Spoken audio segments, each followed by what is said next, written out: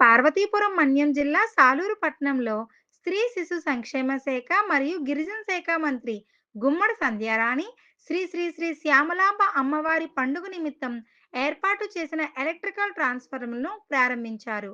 ఈ ట్రాన్స్ఫర్లతో విద్యుత్ సరఫరాలో అంతరాయం కలగకుండా ప్రజలకు నిరంతరం విద్యుత్ సేవలు అందుబాటులోకి రానున్నాయి. పండగ సమయంలో ఈ ట్రాన్స్ఫర్లతో ఎటువంటి ఆటంకం లేకుండా ఈ నెల 18, 19, 20వ తేదీల్లో పండగ రంగరంగ వైభవంగా చేసుకుందామని మంత్రి తెలిపారు. ఈ కార్యక్రమంలో స్థానిక ప్రజాప్రతినిధులు, అధికారులు మరియు పట్టణ ప్రజలు హాజరయ్యారు. ఈరోజు మన మున్సిపాలిటీలో ఎప్పుడు కని విని ఎరుగని రీతిలో దాదాపుగా 2 కోట్ల రూపాయలు నిధులు తీసుకొచ్చి సాలూరు మున్సిపాలిటీలో 20 ట్రాన్స్ఫార్మర్లు 100 స్తంభాలని పెట్టినటువంటి ఘనత మన కూటమి ప్రభుత్వానికే దక్కింది. ముఖ్యంగా 4 నెలల క్రితం ఒక మీటింగ్ పెట్టుకొని ఏడీ గారిని మిగిలిన వాళ్ళ డిపార్ట్మెంట్ అందరినీ కూర్చోబెట్టుకొని ఒక మీటింగ్ పెట్టుకున్నాం. సాలూరులో గత 15 సంవత్సరాల క్రితం పండుగ జరిగినప్పుడు పండుగ ఫెయిల్ అవ్వడానికి కారణం కేవలం కరెంటే.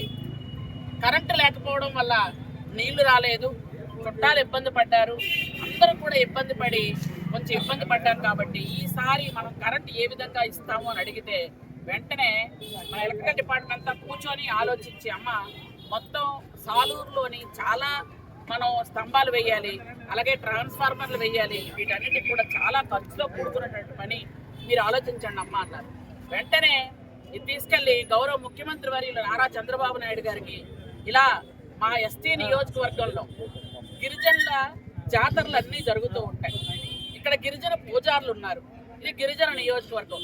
ఈ నియోజకవర్గంలో శ్యామలాంబ తల్లి పండగని గత 5 సంవత్సరాలు వాళ్ళు చేతగాక చెయ్యలేకపోయారు. ఇప్పుడు మన గవర్నమెంట్ వచ్చింది, మనం చెయ్యాలనుకుంటున్నాం, చేస్తాం. కానీ దానికి కావాల్సిన నిధులు కావాలి అంటే ముఖ్యమంత్రి వర్యులు తీసుకువెళ్ళండి అని చెప్పినటువంటి ముఖ్యమంత్రి గారికి మొదట నేను ధన్యవాదాలు తెలియజేసుకుంటున్నాను. వెంటనే మన విద్యుత్ శాఖ మంత్రి గారు మా సోదరుడు గొట్టిపాటి రవి గారి దగ్గరికి వెళ్ళి అడిగితే అదేం భాగ్యం అండి, ఖచ్చితంగా చేద్దాం, మీకు ఏమేం కావాలో నాకు ఇండెంట్ పెట్టండి అంటే మొత్తం మన వాళ్ళని అడిగితే లిస్ట్ ఇచ్చారు.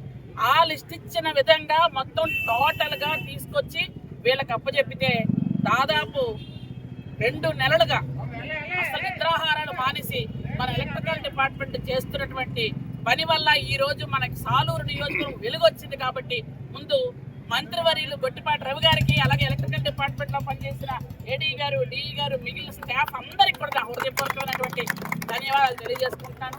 ఈరోజు ఇంత చక్కగా లైట్లు వెలుగుతున్నాయి, ఎక్కడ ప్రాబ్లం లేదు అంటే దానికి వీళ్ళందరి కృషే కారణం. చాలా చక్కగా పనిచేశారు.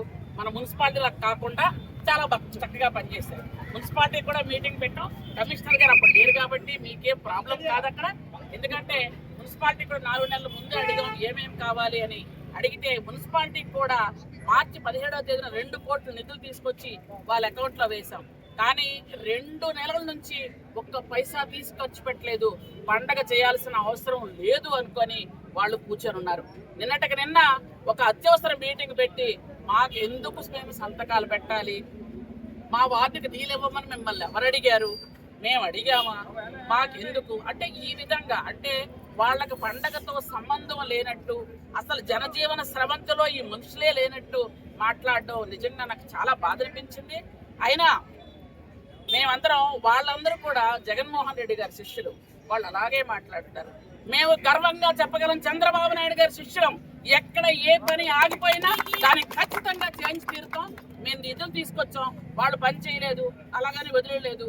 వేరేగా కలెక్టర్ గారి దగ్గర నుంచి వేరే నిధులు తీసుకొచ్చాం, మళ్ళీ టాయిలెట్స్ పెడుతున్నాం, వాటర్ సదుపాయం ఇస్తాం, అలాగే ఎక్కడెక్కడైతే మన రోడ్ల మీద గొంతులు ఉన్నాయో అవన్నీ పూడుస్తున్నాం.